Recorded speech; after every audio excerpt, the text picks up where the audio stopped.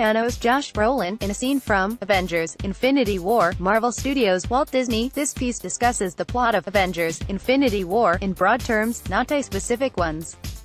For example, I mention which characters are teamed up, and which have the most satisfying storylines, but not what those teams get up to or what those storylines consist of.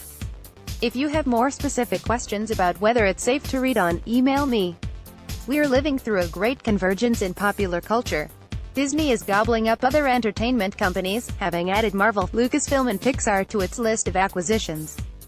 Netflix is taking on new debt in the hopes of becoming the internet's premier streaming destination. Expanded universes are the hottest thing going, even if that means slapping one together for the sake of appearances and marketing. And, most importantly, movies and television are acquiring some of each other's characteristics. The biggest compliment you can give a TV show these days is that it's cinematic. Basic and cable premium networks are thinking more and more about cinematography, extended episodes and content that pushes the line on what they feel comfortable airing. Some expanded universes in film, on the flip side, are functioning much more like serialized dramas, weaving interconnected stories on the hunch that brand pre-awareness and an eagerness to see what happens next will keep fans coming back. No franchise has been more committed to that idea, or more successful at executing it, than the Marvel Cinematic Universe. And although there are a number of Marvel television shows, including streaming series such as Jessica Jones, Luke Cage, ABC's Agents of S.H.I.E.L.D., and FX's marvelously trippy Legion, the biggest TV show of all may be the Marvel movies themselves. Avengers: Infinity War, which arrives in theaters on Thursday, is Marvel's first attempt at a season finale. And the results suggest that it hasn't quite cracked the equation on how to make great television.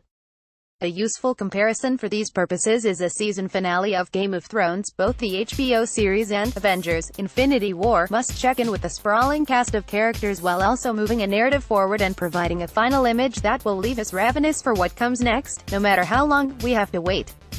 When it comes to the first task, Avengers: Infinity War has some troubles rooted in both the size of its cast and what you might call the number of its episodes. Game of Thrones starts each episode with a map so viewers know which destinations they'll be seeing. By the season finale, the characters who need to be in the same place are generally already there.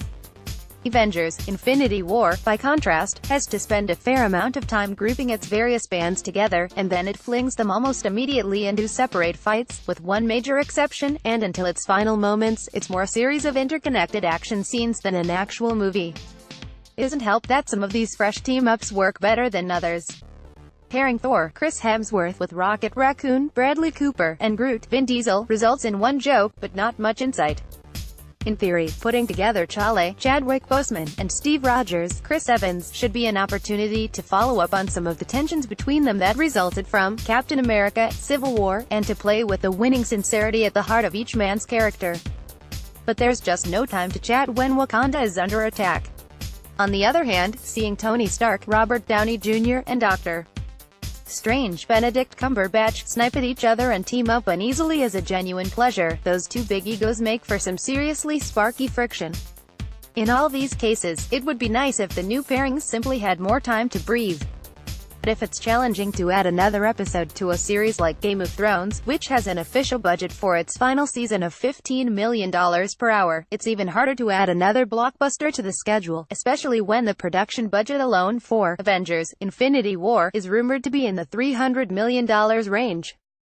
As for narrative advancement, nestled, or perhaps I should say wedged, within Avengers: Infinity War is the outline of a genuinely interesting movie about Thanos, Josh Brolin, the movie's big bad death cultist and possessor of one of the silliest-looking chins to be produced in the era of computer-generated imagery.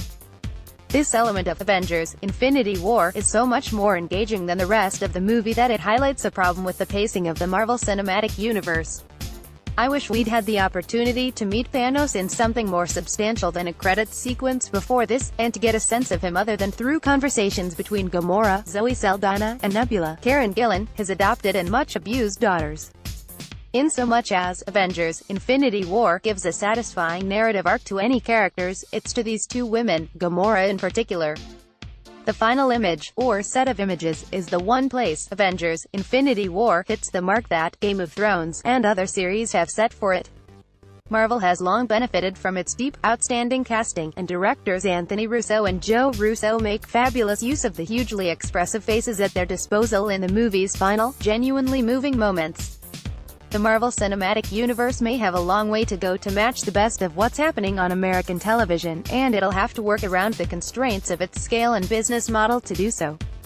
But then, it's become a bit of a truism that the best TV shows really find themselves in their second seasons.